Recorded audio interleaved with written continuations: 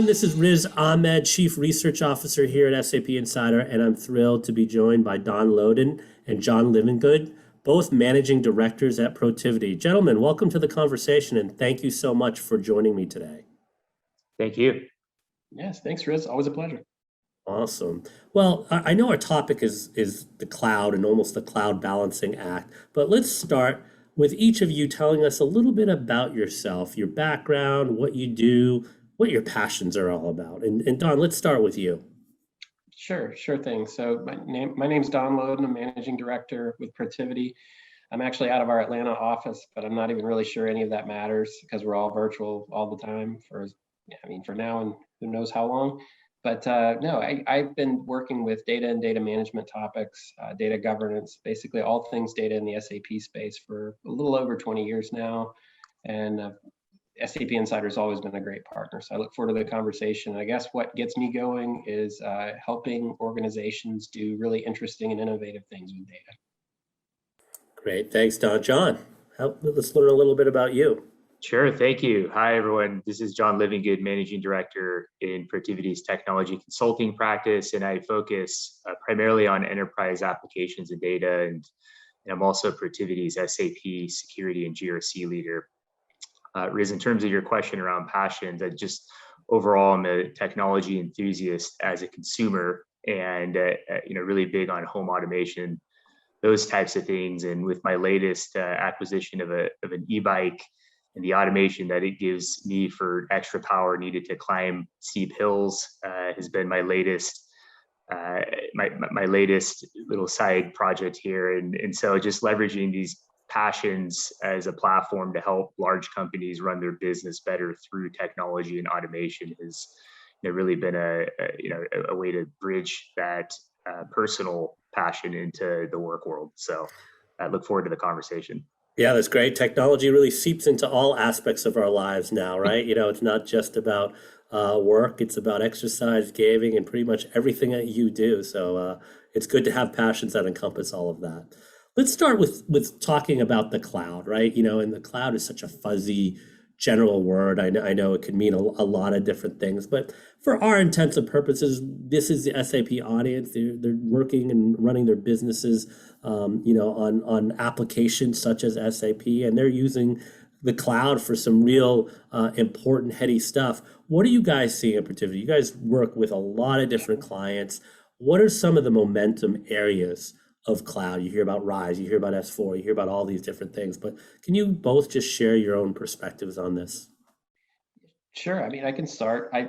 I think that, and I know in a lot of conversations where we start conversations around cloud, many organizations look at it purely from a cost perspective, and they think about big iron, they think about racking and stacking hardware, and they think about, challenges, delays that bring to projects. And it happens. It's, we're in consulting, so we've got tight timelines and all that kind of stuff. All those things are true and they're valid, right? But I feel like clients are starting to really understand and think more about capabilities within an organization, and thinking about things where, you might have wanted to have a predictive capability or an AI capability, or looking at computer vision or things like that.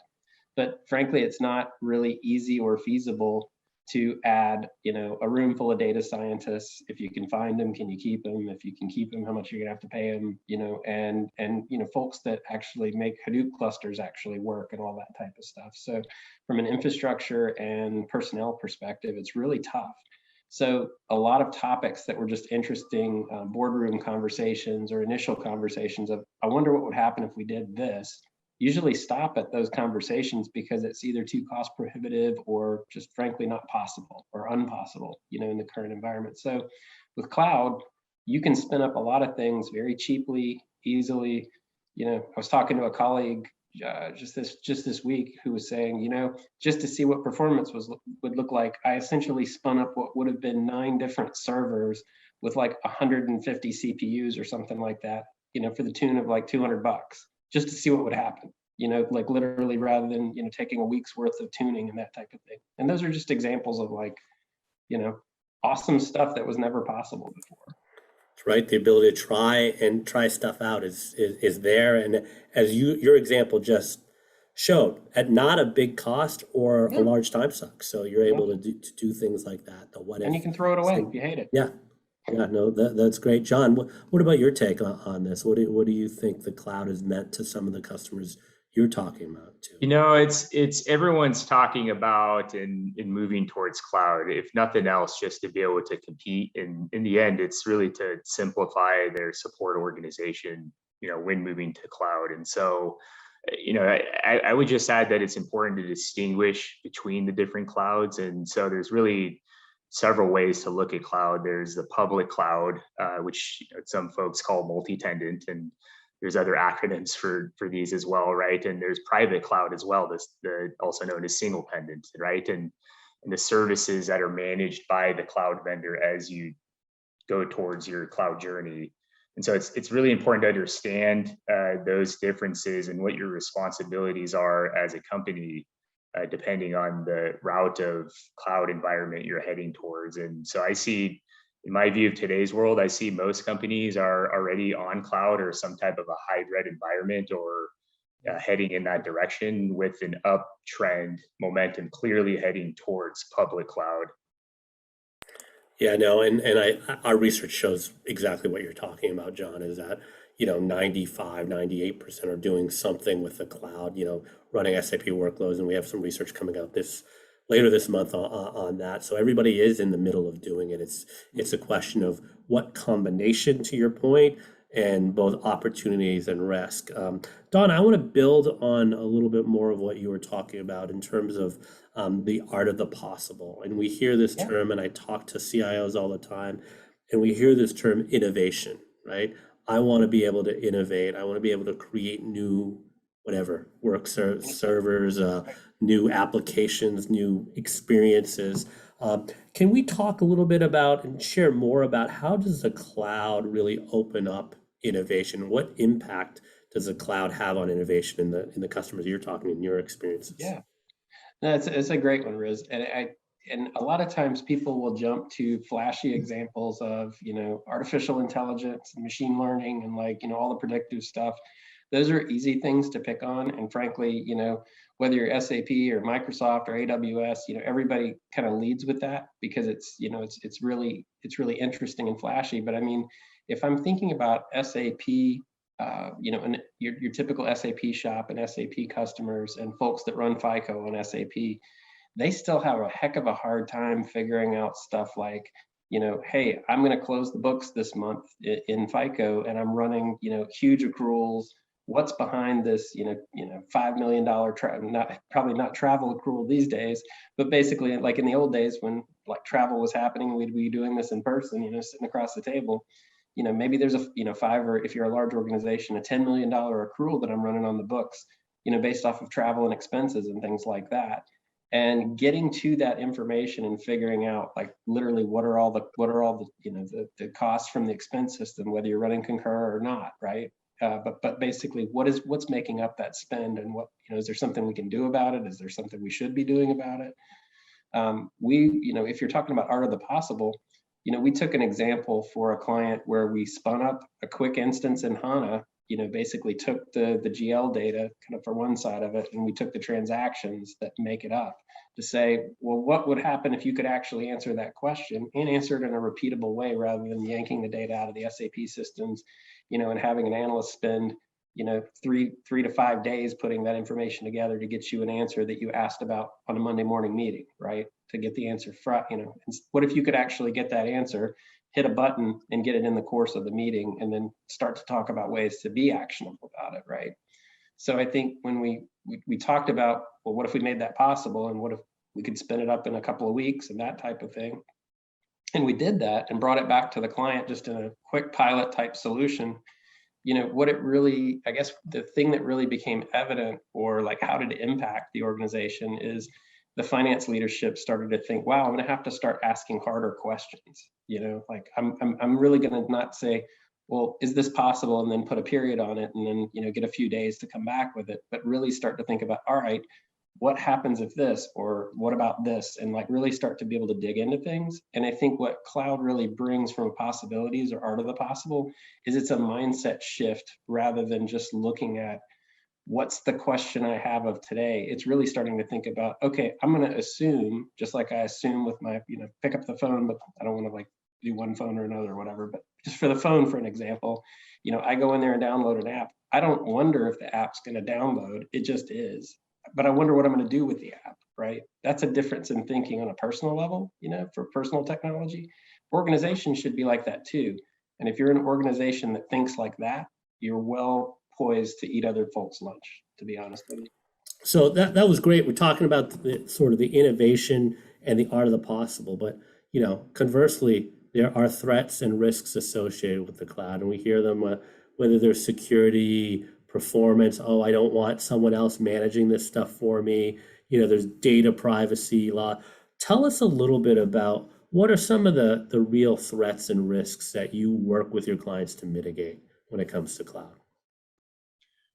Yep. So I'll take that one. And so we see it really across the board. And so, if you look at the news lately and hear about some of the hot ones of ransomware as an example, right? And, understanding from a cloud environment perspective, what are the threats as it relates to ransomware? And, at the end of the day, a lot of the times it comes down to the internal and external access that one has to the environment, right? As just one simple example, it really boils down to, as you move to the cloud, is understanding how it fits across, your enterprise risks and threats. So be it compliance risks, right? And understanding, okay, what are the regulatory legal requirements that you need to consider? What are the contractual liability, financial compliance requirements that need to be addressed, as an example? Then you look at your financial and tax related risks, right? So things like credit risks, managing profitability, and does that have an impact as you move to the cloud? And things as simple as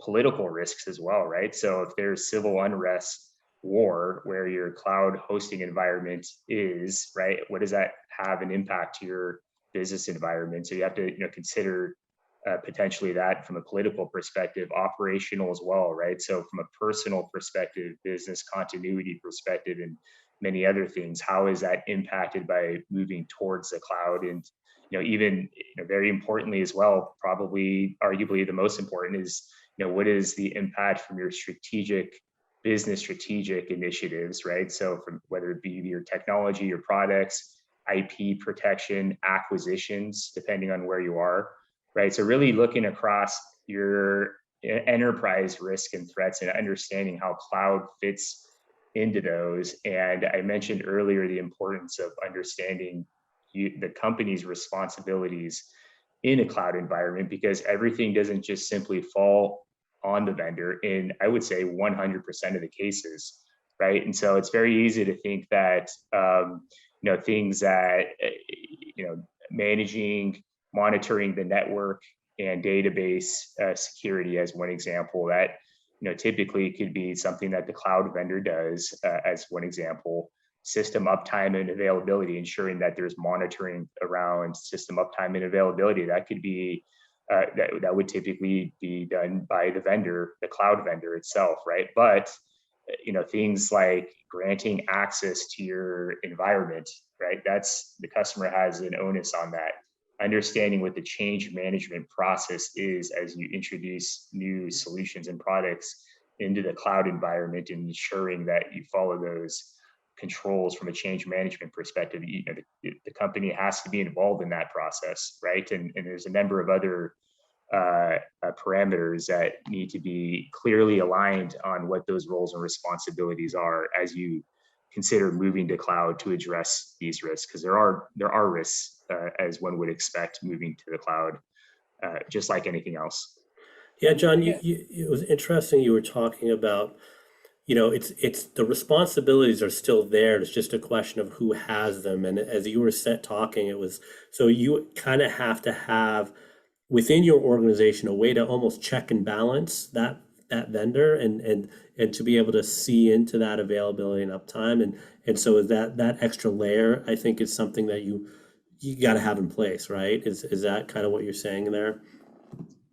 Yeah, listen, for me, innovation always has to be in the forefront, right? Because that's how you're going to differentiate. That's what's going to get you excited to wake up in the morning, right? But there's got to be to your point, a right balance of doing things the right way, right? And so what can help with that is ensuring that there's proper targets being measured for your organization as it relates to those risks and security threats, right? And so if you really understand, and it's going to be different based off the company because of the products you have, the industry that you're in, the stage of company that you are, whether you're public, private, et cetera, right? But those targets and striking the balance between innovation and security and those managing those threats is going to be different by company. But if you're able to establish those targets or key performance indicators to help you steer what's,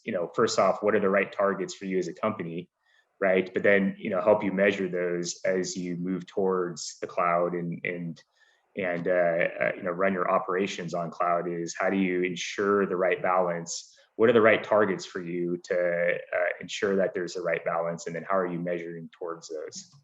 Can you give some examples, John, of targets, right? Because I think that's a nice example, that set specific KPIs. And I know each company is going to be different, but give us some examples of targets that people would set or govern against. Yep, absolutely. Yes. So, first off, just having a clear understanding what your overall security landscape is, right?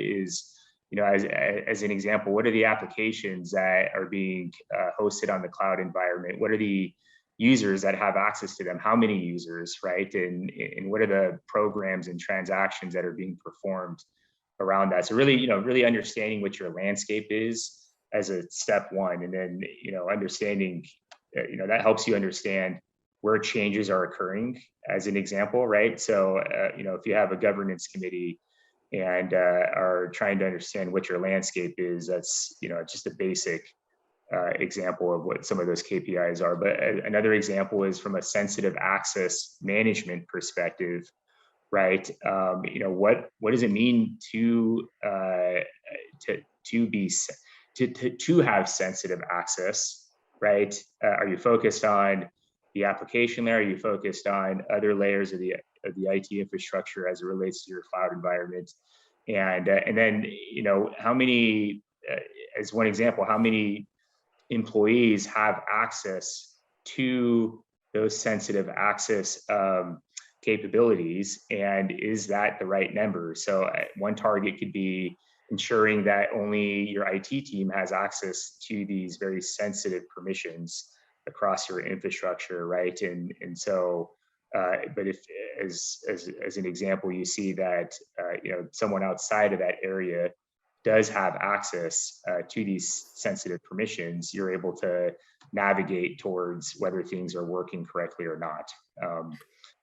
As one of many examples. So we typically help companies and establish there's a fine balance of key and non-key KPIs, right? And what we find is there's 30 to 40 key KPIs that you're going to want to make sure you monitor or establish a targets and monitor for as you move to the cloud, but also manage your cloud environment from a security, risk, and threat perspective. Interesting. So it's like what I'm hearing you is almost build, it's like documentation. And I was thinking old terms, right? It's got documentation, right? So you've got all of these things that now are moving to the cloud. You have to have a complete understanding of who's accessing what, document that, and then measure it. Are they really accessing it? All of those things. And so there's about 30, as you said, 30 KPIs that you set up so that you can now have this sort of expectation in place that you're looking at in the cloud. Yep. Yeah, exactly. Another example is as you're requesting access to the cloud environment, what are the service level agreements, right? That you want to ensure that those requests are completed, and if there's any misstep in the process, what's the escalation acceptance for those requests? So establishing those SLAs as another example of a KPI. And you mentioned an interesting concept of the governance committee. And do you see in your clients cloud governance committees, or are they part of an existing governance committee, or both ways? I see it both. So I see it. Don, did you have a perspective on that? Yeah, I mean, I think that a lot of this really revolves around change management within the organization. So it's like, people have been doing things, for as long as their organizations have been in business or as long as they've been within their organization. So a lot of the struggle from this specific question around governance, I think if organizations, and frankly not a lot of them, are very mature in having real governance organizations with that proper view, whether it's information governance as well as risk side of things, right? I think on the ones that do have kind of a more mature program, we see it being assimilated into that mature program. But if they don't really have much of anything and they're trying to start up something, sometimes it's coalescing kind of the risk side of the cloud piece with, as well as looking kind of the data side of things and helping coalesce. And I would add to that with saying that, we're brought into organizations a lot of times to essentially help with that change management, or organizations like Protiviti or like us or what have you, to where it's kind of hard to go out to the marketplace and find a lot of these skills, or if you can get them, can you keep them? It's the same kind of comment I made earlier, but it is, if you have the right mindset internally and folks that want to embrace and adapt to that change. I think a lot of organizations find an accelerant on bringing in, external help for a time, kind of setting that foundation and then moving it forward.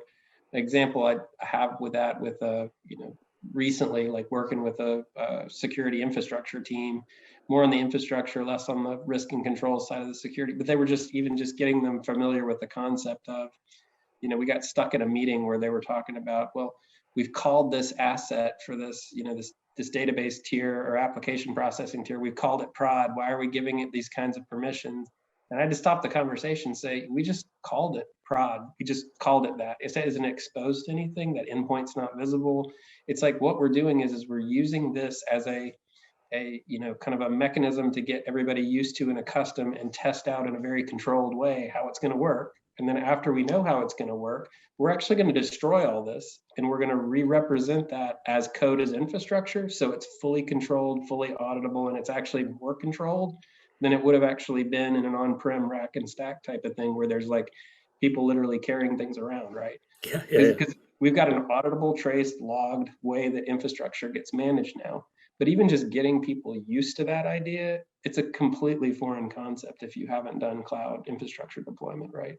So new skills. That's really interesting, Don. So you're saying that you kind of it's a different way of spinning off new systems and infrastructure that sometimes people don't understand. So you're like building all the audit trails and everything there, right, as you're designing the system and then rolling it out, so you don't have to do this after the fact. And that's a sort of a new and different approach, right? And I don't think people get that from cloud. So that's one, I guess, mindset, skill set that people need to have.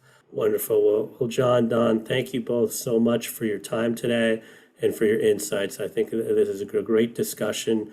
Often you hear just about what the cloud can do and potential, and that's all great and well and good, but now how do you govern it? And you guys shared some real examples and insights to support our audience in that. So thank you both for your time.